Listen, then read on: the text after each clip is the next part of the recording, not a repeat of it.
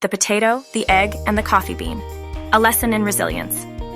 Emma sat by the window, watching raindrops race down the glass, her heart heavy with frustration. "Dad, I'm exhausted," she whispered, her voice trembling.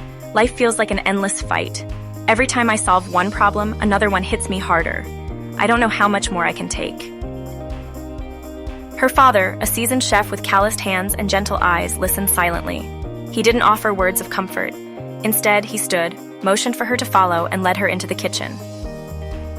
Without saying a word, he filled 3 pots with water and set them on the stove. The flames roared beneath, casting flickering shadows across the room.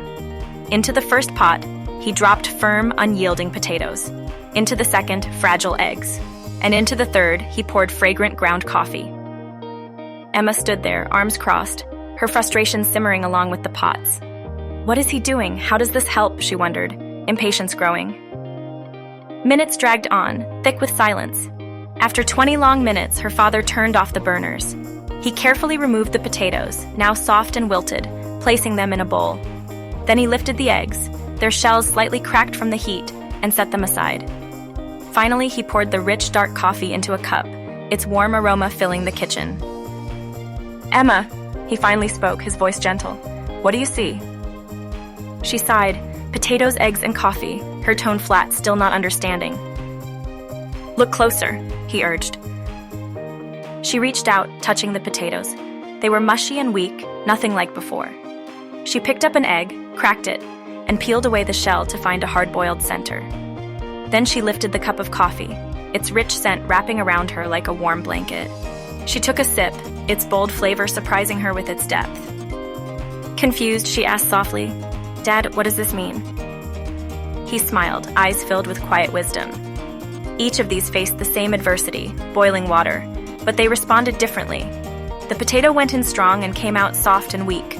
The egg was fragile, with a delicate shell protecting its liquid heart, but the heat made it hard inside. Yet the coffee, he paused, holding up the cup, didn't just survive the boiling water. It transformed it, creating something new, something better. Emma stared at the cup, her reflection mirrored in the dark brew. A faint smile crept onto her face, the weight on her chest lifting just a little. Her father leaned closer, his voice softer now. "Life's struggles are your boiling water. You can let them make you soft, harden your heart, or you can be like the coffee, rising above adversity and changing your circumstances into something beautiful."